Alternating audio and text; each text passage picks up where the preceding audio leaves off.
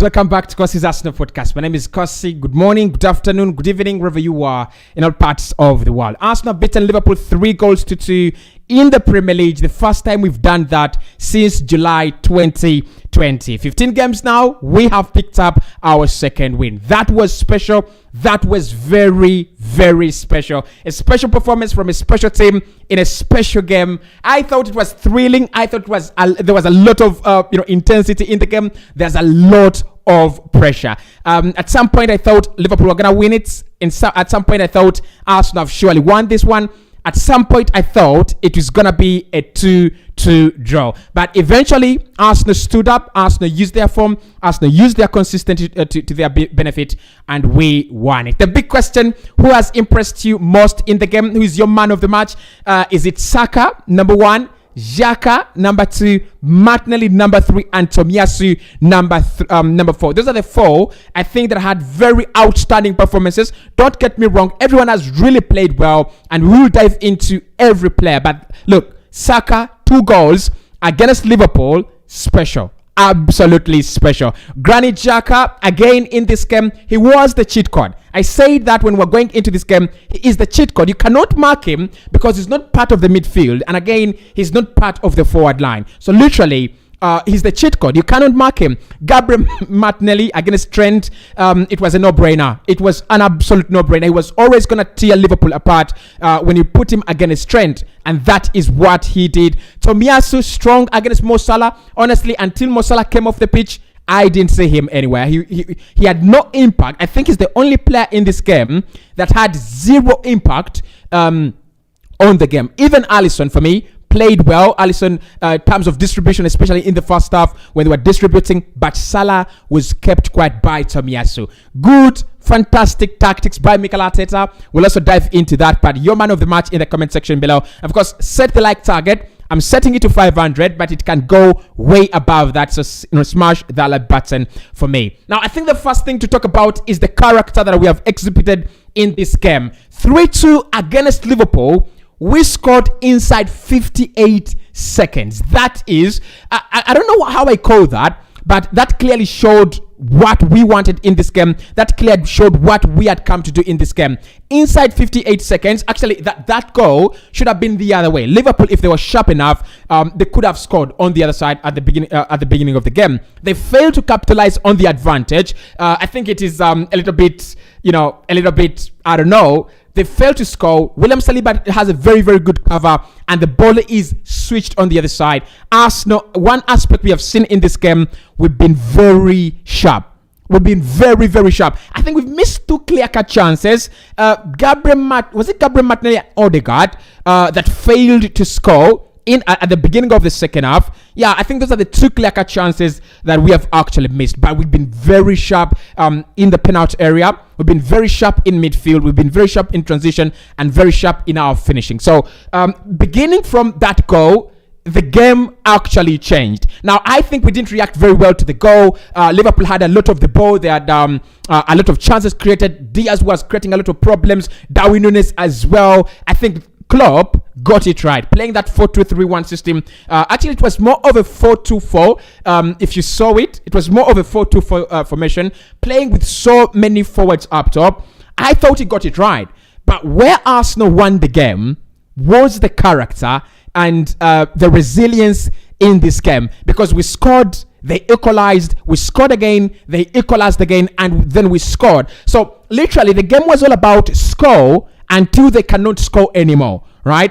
And in the recent games, in the past, we've not seen Arsenal do this. Whenever Arsenal score a goal, and Arsenal is equalized or the opponent equalizes, then you find that the opponent will have the better chances of winning the game. It was not this way in this game. Arsenal, you could see we were clear favorites to win this game right from the beginning. Even when Liverpool played so well, you look at the quality of chances they created. We limited them to some few, for me, chances that didn't have any real quality. So that is the first thing I wanted to talk about, the character in this game. Can you bounce back inside the game when you concede? Because games like this, a couple of people might not be impressed with our performance, especially in the first half. I was not really impressed, but this is what's going to happen in these big games, right? all the time you have to make sure that you can bounce back within the game, right? It doesn't mean you have to play well. It doesn't mean you have to be on top of your game every time. It cannot happen in the Premier League. It cannot happen in 38 games in a campaign. It has never happened, right? So you have to make sure, even when you don't play well, even when you don't have that good day in office, can you pick up a point? Can you pick up 3 points against a side like Liverpool? And for me, this is a huge message right now to the Arsenal fan base, a huge message to the rivals, a huge message to Manchester City as well. Because I'm so sure Manchester City and Pep Guardiola was sure, let's go and win against Southampton 4-0. Arsenal will definitely drop points against Liverpool, right? In whichever way, shape or form, Arsenal must drop points against Liverpool. It has not been the case. So it's a huge message to the whole of the Premier League that Arsenal are not just the real deal, but we might be something else. There could be something happening here. Something definitely is happening here. I love the character, and I like the fact that we won without playing very, very well, especially in the first half. Now, let's talk about the goals. The first goal really impressed me because I was not even watching. I had not set myself together to watch the game, and then I had screams to come. Arsenal had scored.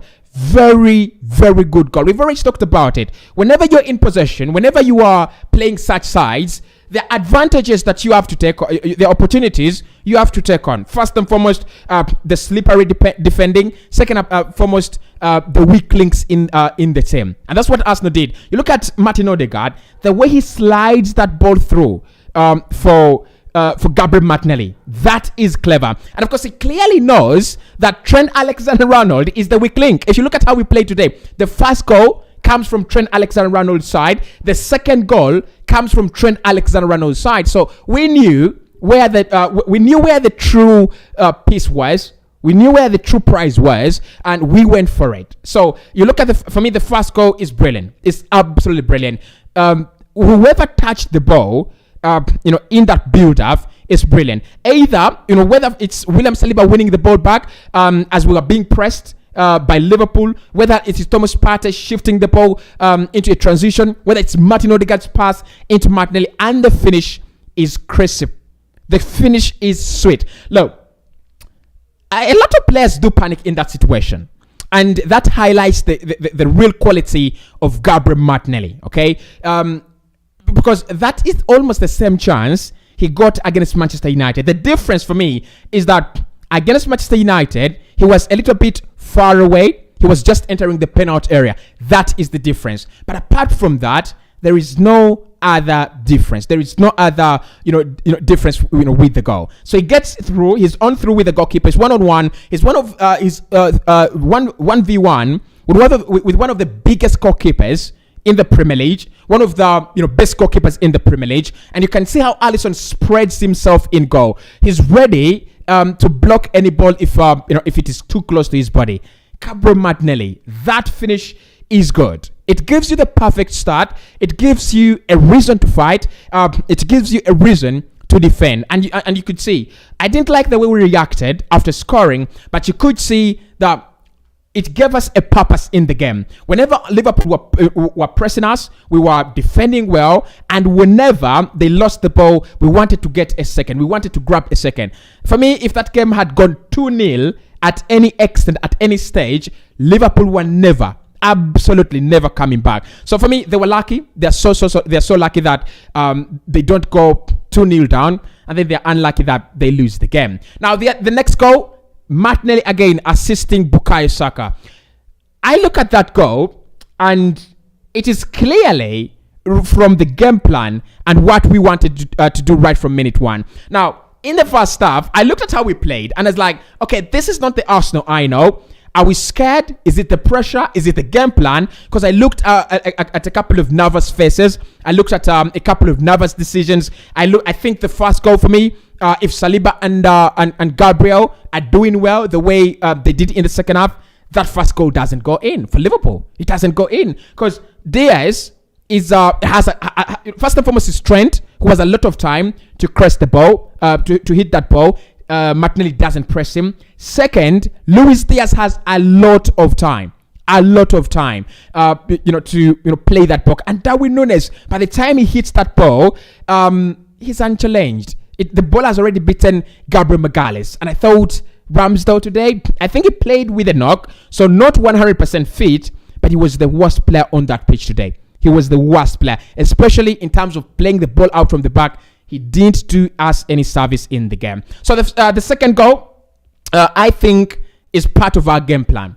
Mikel told them, go out there and freeze them. Because Liverpool, their game plan was, if Arsenal try to possess the ball all the time, if Arsenal try to play a high line, we will expose them with 4 forwards, right? So Jurgen Klopp was clever. He thought, if you play Darwin Núñez, Jota, 2 through the middle, and then Salah and Luis Diaz, when you get Arsenal on the break, you're going to outnumber them. You're going to create those overloads against Liverpool. So it would have been against Arsenal. So it would have been around 4, either against 3 or 4 against 2 on a worst case scenario. And Mikel Arteta saw that very well. He decided he's not going to play this very, very high line. If you've seen it, I think the only goal we conceded due to being a little bit high was the second goal. Because that one, Robert Firmino makes a very good run, gets through to goal, and in my opinion, no one is tracking his run, and it is also so far away. But apart from that, it's clear. It's all absolutely clear. Our game plan was, do not commit so much, give Liverpool the respect they deserve, and when they try to score, just limit them. As you go to score, make sure you're cautious. So it's again another counter-attack. Gabriel Jesus does so well in the middle of the park, plays into Gabriel Martinelli, who I thought was very brilliant in this game. And Martinelli, what is he doing in the penalty area? Because when he gets there, you think he's going to cross it first time at the back post. Eventually, he puts it at the back post, but not first time. And that is the advantage of such players. They're brilliant, they're clever. They know if I cross that ball first time, everyone is expecting me to do that. That is number one, and I think there is a defender always waiting for you to play that ball. Either he squeezes it into a corner or he whiskers it away into a throw in. So Martinelli then cuts back, takes some few seconds there, and those few seconds are what confuses the Liverpool defense, because he's going all in. Cuts, Henderson and Trent Alexander-Arnold are committed, so they cannot easily switch back. They're not thinking the way Martinelli is thinking. When he cuts back, just plays that ball through. And Gabriel Magalhaes must get a lot of credit on the second goal. This is why. He could have hit that ball first time. And if he hits it, there is a bigger chance that Alisson serves it. But what he does actually is he plays a 0 pass. He plays a 0 assist. So Alisson is focusing on Gabriel Magalhaes, thinking Gabi is going to hit that ball. As it comes to hit the ball, he just leaves it. So Alisson has to switch again now to the attention of the arriving Saka, who for me was brilliant all game. And the goal was absolutely brilliant. So I think our game plan in the first half, maybe it worked out by around 60%. When we talk about the second half, we talk about the goal in the second half. I think it is very clear what Arsenal were trying to do. In the second half, we couldn't allow Liverpool play out from the back, dominate the midfield, create all the chances, create all the good things in the game. Mikel says now, go out and show them who we are. Go out and tell them this is Arsenal, right? And we created a lot of chances at the beginning of the first half. For me, Martin Odegaard, he should have placed, because we know he's good at placing in those areas, he should have placed that ball rather than hitting it, right? Rather than hitting it at Alisson, he should have placed that ball. And then the first chance, I think, Martinelli is through on goal against Xhaka, a quality pass. Martinelli plays that ball through. It meets Gabriel Jesus. Jesus is in quite a very difficult scenario. Saka is running onto that ball. In my opinion, this is what happened. If Saka had waited a fraction of a second, later, he could have scored that goal. For me, it was just waiting a fraction later. He could have scored. Now the penalty, for me, listen. I want to get your thoughts in the penalty area. In the comment box about the penalty, right? I want to get your thoughts about the penalty. Because I'm thinking here, I've been having an argument. There is a reverse decision against Gabriel Magalhaes that is not given a potential penalty. And when you look at that penalty incident, of course, when the referee gives it, it's never going to get overturned, honestly. So this is what I think. The referee gives it, you cannot be overturned by VAR because clearly Gabriel Jesus is called. But if the referee had not given it, I think again VAR would have not overturned it. But regardless, the second goal comes from the relentless pressure from Arsenal in the second half. Partey is pressing Xhaka. I don't know what Xhaka gets. I don't know where he gets those balls, but he's been getting those balls, releasing them through the channels, ripping the Liverpool defense apart. Actually, I'm changing my mind.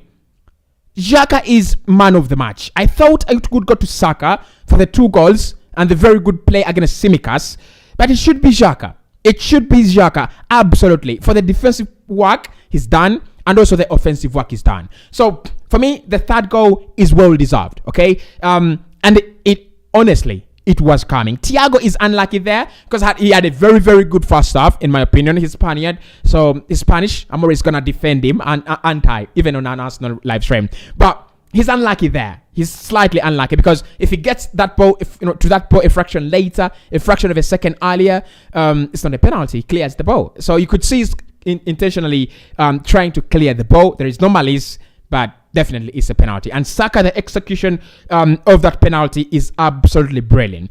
Now, it is similar to the penalty he took in the Euros. And that is where I was a little bit afraid and scared for him.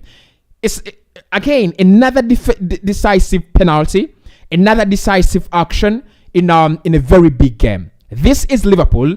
The scoreline is 2-2, and Saka eventually steps up. I think Odegaard wanted to take that penalty initially, and in my opinion, because I have Martinelli in FPL, I wanted Martinelli to take it, honestly, because I have him in my FPL. That is the reason.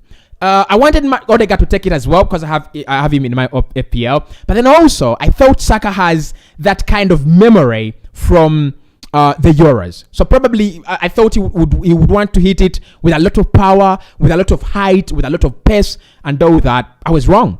I was absolutely wrong about him because it gets into that. It gets on the ball clearly, catches it very clearly. He gives the goalkeeper the eyes, but I think Alisson has already read the mind of the young boy. But what he didn't see coming is that he was going to go low and bottom corner. So for me, the 3 goals are well deserved. They come from Arsenal playing well. Apart from that first half where we had to hold on, be under a lot of pressure. Mikel Arteta trying to put us under pressure. I don't know what it was trying to do in the second half.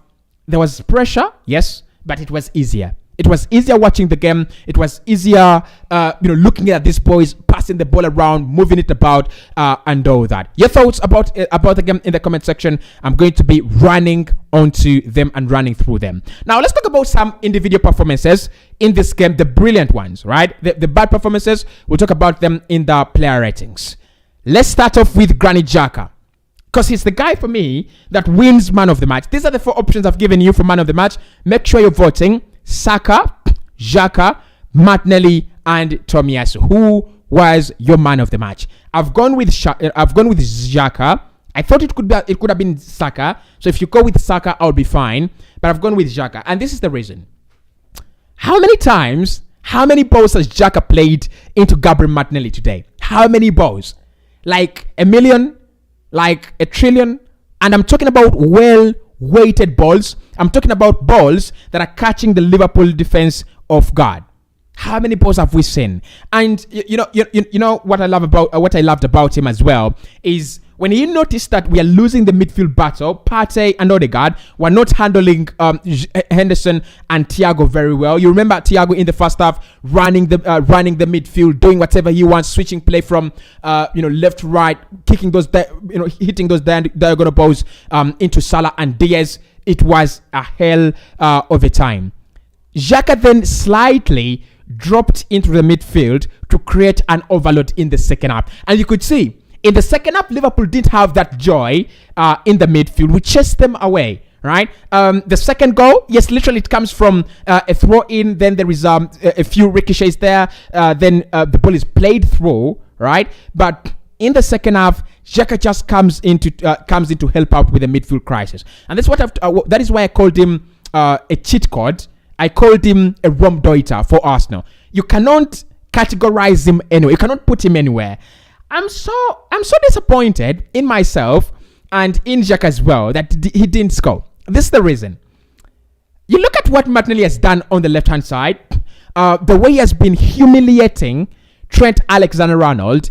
Xhaka should have had 5 clear-cut chances in that game and should have put away 1 or 2. Honestly, I predicted him to have 8 goals, so my money is going. I need him to score as more goals as he can before the World Cup even. But that performance for Granit Xhaka is brilliant, right? Just noticing that the midfield is being overrun, the midfield is being overpowered, comes in there to create an overload, comes back to create an overload, and the moment he dips into the midfield, it's over. It's absolutely over for Liverpool. They're trying now to play the ball into on the flanks, using the likes of Jota, using the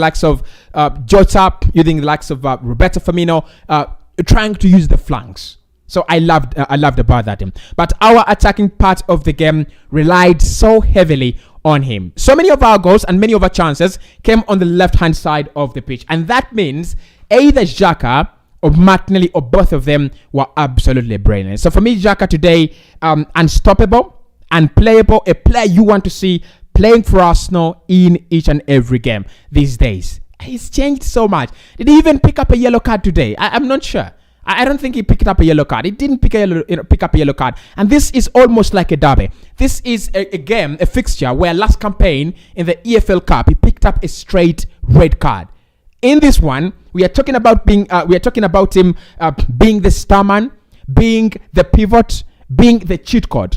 It's ridiculous. It's ridiculously good. Now, the next player that I thought really played very well was Gabriel Martinelli. We need to talk about him, and we need to talk about this boy because we cannot leave the show. We cannot allow Jurgen Klopp to always be the only one recognizing how good and how brilliant Martinelli is. Before this game, he said it again. Martinelli has become the footballer I thought he would become. And I'm sorry, Jurgen Klopp, even after all that praise on Odegaard, Saka, and Martinelli, they have not been flattered by the words of Jurgen Klopp, and they have thrashed his team. But to be honest, we talked about the key batters. If you remember, try to watch my videos until the end. We talked about the key batters in this game, and I said Martinelli versus Trent. This one is gonna be an interesting one.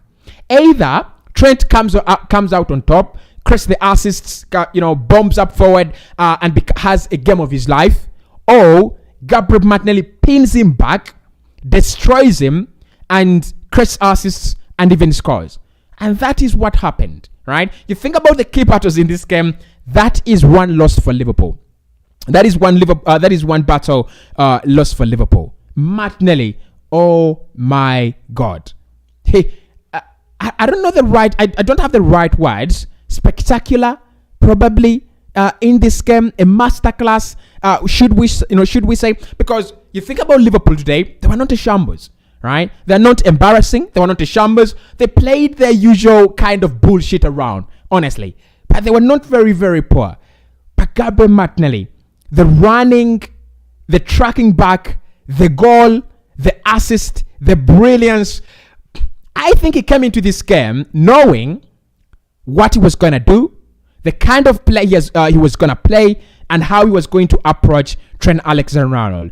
Look, Trent Alexander-Arnold should be ashamed of himself. He should be absolutely ashamed of himself. Because for me, against Martinelli, he looked so basic.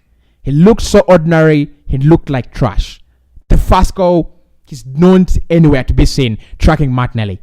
The assist, again, Martinelli joins them with Henderson and just puts them flat. They stand flat. They're only praying, we wish it doesn't go in. but the prayer doesn't come true, and it eventually goes in. So in my opinion, Gabriel Martinelli again had a very, very, very good game. He's going to be a star for Arsenal. 10 goals plus this campaign. Saka 10 goals plus this campaign. Gabriel Jesus 10 goal plus again this campaign. So those are around 30 to 40 goals from these two, from that front line. Then Gabriel Jesus. We talked about this. I talked about this battle in how to beat Liverpool, and I said, if you want to stop Liverpool, there are a few things you need to do. One, you have to make sure that Virgil van Dijk is not so comfortable to play that long diagonal ball into Salah, into Luis Diaz, Jota, or whoever is playing out wide. You have to press him. You have to press that Liverpool back line so that they don't commit a lot to come to the center line and have that, have that freedom, have that time. That is what Gabriel Jesus does. And for me, there is no better striker that presses in the world right now at pressing defenders, at pressing defenses than Gabriel Jesus. I've watched a couple of them, by the way. I think, look, I watch a lot of the La Liga these days. I've seen a few. I think Karim Benzema is a good one because the amount of errors he forces of defenders is ridiculous. Lewandowski as well. You cannot just easily have the ball around you when Lewandowski is around there. Dusan Vlahovic as well at Juve and a couple of others. But what Gabriel Jesus has is the relentlessness, right? A few strikers will back off at times. A few strikers will say, okay, this time I'm not making that run. This time I'm not pressing the defender, right? But Gabriel Jesus never does that. Gabriel Jesus, whenever there is a ball in the final third into the in the opposition area, he's either running, he is either in possession, or he's having a shot.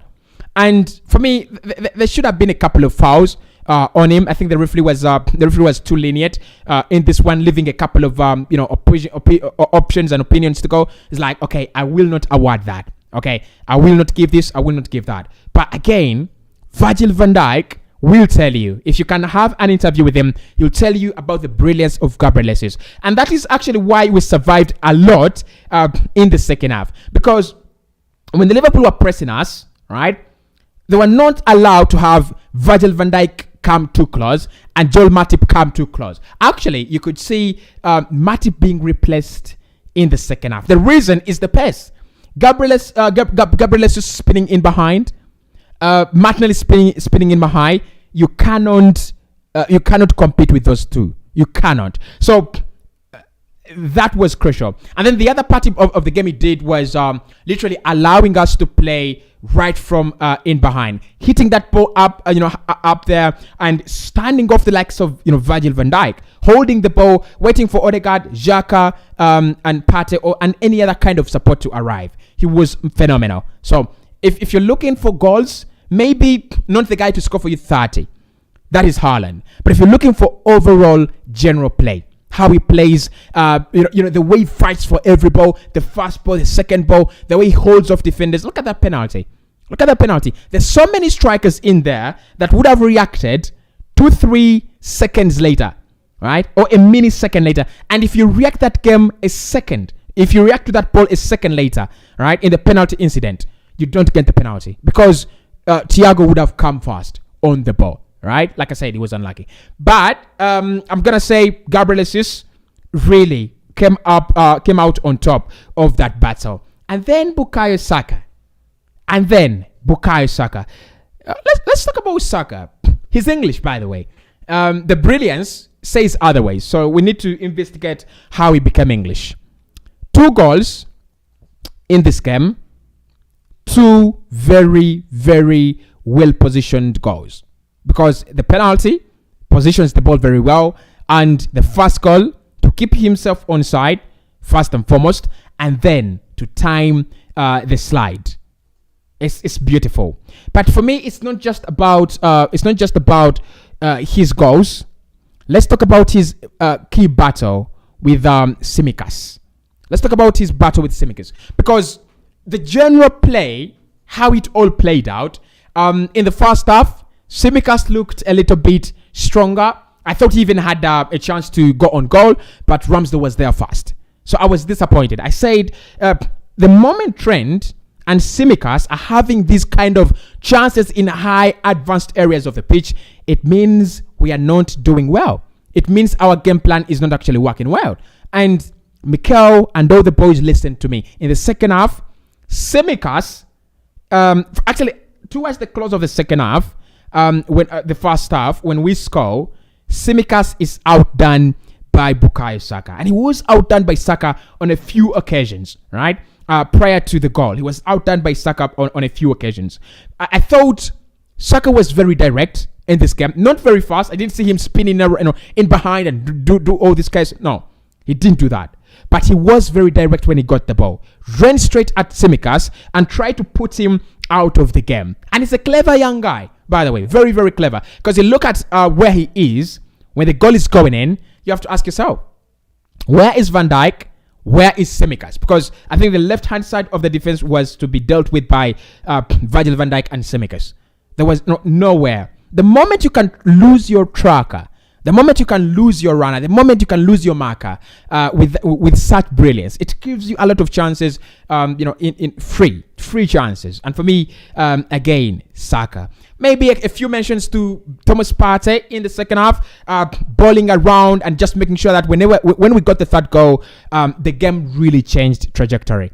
Liverpool didn't have another chance on goal when we got the third goal. They didn't. Okay, the two chances, the two goals they scored, slippery. But after the third goal, that was the defining moment in the game. Are you going to allow them to be, in possession, create those chances, run and do that, run the midfield, or are you going to stay calm, run the midfield and be on top of the game? That is what Partey allowed us to do. So in the comment section, your general impressions of the game. Let me know. Man of the match. I've given you 4 options. I've gone with Saka, Xhaka, Martinelli, and Tomiyasu. Who was your man of the match? Interesting. Yeah, who is your man of the match? Talk to me as well in the comment section. Let's see what you people are saying in the chat right about now. Caleb says, these are the Ghanaians. We know. Interesting. Yeah, quite interesting. Look, the spirit, the fight was absolutely there. And for me, it was all about winning our key batters. And we did that. We won our key batters. You might feel a little bit hard done by as a Liverpool fan if you're watching this, but true Arsenal won their key batters. Anu says Saka man of the match. Okay, Joseph says watching from the USA. Thank you so much. And Joseph says Martinelli. Mark says Martinelli. Clifford says Cossy. You are saying how many goals before? Before. Oh, I say 2-2. I really lost it. Yeah, I lost my prediction status. I said a 2-2 and it went 3-2. So I need to bounce back on the next round of prediction. Okay. Max says, I think you're giving Gabriel Jesus too much props. This game, he was the worst out of the... No, he wasn't. Now, the truth is that when a striker doesn't score, most of you will say he's not actually played well. Yeah. But for me, again, he was one of the best in the lot. You think about the way he works the channels. You think about the way he keeps these centre backs busy. You've got to think about all that. You really have got to think about all that. Think about the second goal. Does he have a hand in that? The second goal? Does he have a hand in that? Think about the third goal. Does he have a hand in that? Now, a player who's involved in 2 of the goals on the pitch cannot be the worst player on the pitch. He can't. Honestly, I'm sorry. He can't. He really can't. He kept on spinning in behind. He can't be. He can't be worst player on the pitch, honestly. Jafali says Martinelli was unstoppable. We are live here in Bali. Thank you so much. And Dima Gabriel says, my Arsenal, my blood. Fantastic game. Alex says, Gunners for life. Mark says, I'm giving a lot of credit to Gabriel Jesus. Does any of you think so? Am I giving a lot of credit to him? It could be. God's Power says, I think much credit should be given to the manager. Arteta is climbing the ladder to be the best manager in the world. Big up, bro. Remain blessed. Thank you so much. Lex says, we have to learn to win ugly. Also good enough. It's 3 points. Actually, it is ugly in the first half, beautiful in the second half.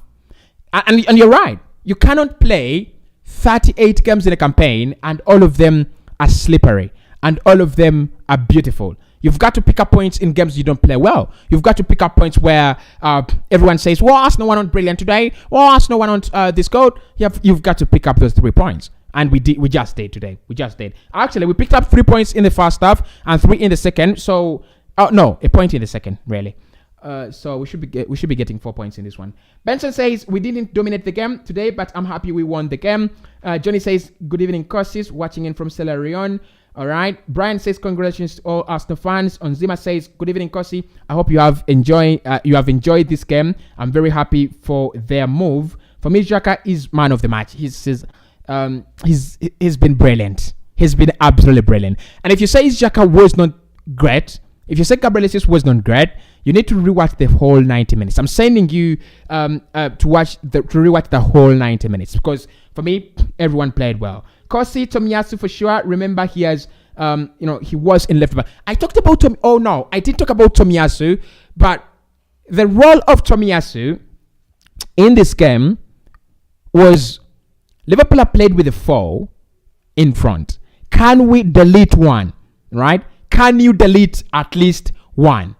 Because if Salah was on top of this game, if Salah had bullied Tomiyasu, it would have been very bad for us now. So Tomiyasu again, lads, if it's the only rating I'm going to give you in this video, 9 out of 10. Just keep Salah out of the game, right? That will mean that they have to rely on Jota, Firmino, Nunes, and the others, which actually doesn't, which wouldn't mean that they would score 3 or 4 goals in this game. So Takehiro Tomiyasu playing at left back in a game like Liverpool, in a season where he's not actually started a lot of minutes and plays like that, this guy is a cheat code as well. Yeah, another cheat code. I've always talked about cheat codes, so that's another cheat code. Ivan says, Cossy, for me, it's Saka. He was sensational. Kat says, Tommy freezed Salah. Clifford says, man of the match is Martinelli. Louis says, we need the spirit on our next game. Saka rocks. And then Niyi says, up Arsenal back on top. Arau says, Martinelli, man of the match. Max says, what do you think of our goals of this season should be? And do you think we can win the league? If not, why? Now, can we win the league? No, not yet. I'm not yet there. Why? The squad depth. If Arsenal were 3-2 down, how many players would we bring on to change this game? If we had lost Zinchenko, Partey, Odegaard, and Gabriel Jesus, probably 2 or 3 of those, who would actually replace them? Would we have the real quality? Would we have the real quality to replace them? The fixture schedule is not good. We are running through it, but as you run through it, you will pick up some injuries. Can we balance? Can we compete with Manchester City? Because we are the best of the rest right now, aren't we? We are the best of the rest. But can we represent the rest against Manchester City? So I don't think we are title contenders yet because of the squad depth, unless we act on it in January. And then also, I think our goals should be top 3. Yeah, top 3. Because Liverpool are shit, it should be top 3. If Liverpool were good, probably top 4. But Liverpool are not good. Liverpool are not that good. Chelsea, Arsenal, Spurs should be competing for the top 3 positions. And in my opinion, it should be Manchester City, Arsenal, Chelsea, and Liverpool to get top 4. Those are my opinions. Clearly my opinions. Niyi says we can win the league. And Jesse says Martinelli and Tomiyasu have done well. I give them credit in the game. Thank you, Cossy, for broadcasting. Thank you so much. And the last one I'll take is actually it's Max who actually said, "Can we win the league?" I'm not yet convinced. I've told you, Max. I'm not yet convinced, but I'm not totally against the idea of us winning the league. So that is my match reaction. Arsenal 3, Liverpool 2. I'll be doing my fan cam later on. Player ratings, 6 things we learned. Gabriel, of course, Mikel Arteta's press conference reaction, and a couple of other videos coming your way. Keep it Cossy Arsenal podcast. Subscribe if you're not. Hit the like button. Our video must get to 500 likes, and I'll see you soon.